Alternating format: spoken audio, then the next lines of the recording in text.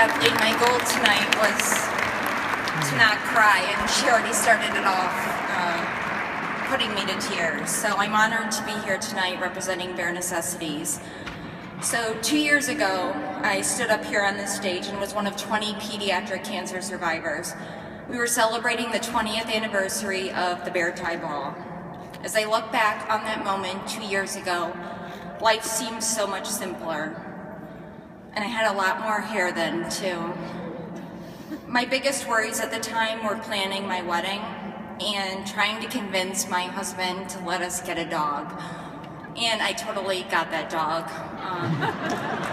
And her name is Hazel. You'll see a picture of her in the program book, but she's a doodle as well, so whoever won the doodle, you're in for a real treat. My cancer journey hasn't been easy. I was originally diagnosed with sarcoma, which is a pediatric form of bone cancer, and that was in 2002 when I was 19, right in the middle of my college career. I did the whole chemo and surgery thing, and I thought that was it. I had defeated cancer. You know, it was a blip in my radar, and yes, it was hard, but I had done it. Cancer was over. I was floored when I was told 9 years later that a lung nodule had been found on a routine chest x-ray and that my cancer had returned. Since then, it's been an uphill battle for me. I've relapsed 4 times in the past 3 years. Sometimes I can't even believe that this is my story, and I can't believe that life with cancer has just become my new sense of normal. When I was told that I would be starting chemotherapy again, my doctor said to me, "Well, Emily, there's not a lot of new drugs out there, so we're going to try something that you had back in 2002 and hope that works." Okay, that sounds real promising, thank you. I didn't think this was going to go over well, and it didn't. That chemo did not work for me. I was so disappointed to find out that there had not been any new drugs discovered in the last decade since I was originally diagnosed. Why is so little research being funded for pediatric cancer? Ironically enough, the current chemo that I'm on is a drug that was originally used on breast cancer patients, and they just happened to find that it worked on lung nodules as well. This is why Bare Necessities is such an important organization to support. They fund pediatric research, an area that doesn't receive the amount of attention that it deserves. It is my hope that dollars raised at events like this tonight and all the other wonderful events that you guys host throughout the year leads to the research that finds a cure for not only my cancer, but for all types of pediatric cancer. These kids deserve the time and energy focused on finding a cure for their cancer. And they deserve a puppy. All cancer patients deserve a puppy. It really helps, it really does.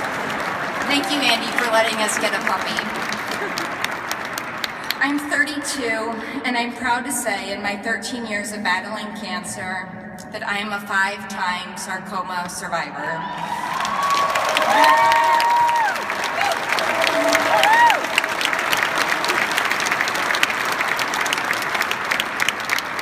Cancer is scary. If I'm being honest, it's scary. There's not a time in the day when I don't think about cancer and wonder if there really will ever be a cure for the cancer that I do have.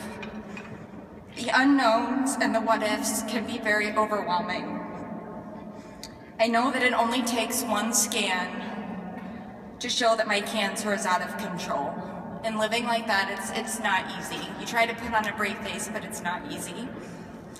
There are so many things that young cancer patients should get to grow up and experience. To go to college, to get a big kid job, to get married, to have children of their own. But it's hard for us to think that far in the future because all we can think about is surviving cancer and living one day at a time. I'm really happy to report that I had my most recent scans this past Thursday, and the chemo that I'm on that randomly lets my hair grow back, which I didn't think would ever work, shows that my 3 lung nodules that I have shrunk. And the chemo that I'm on is really, really working well.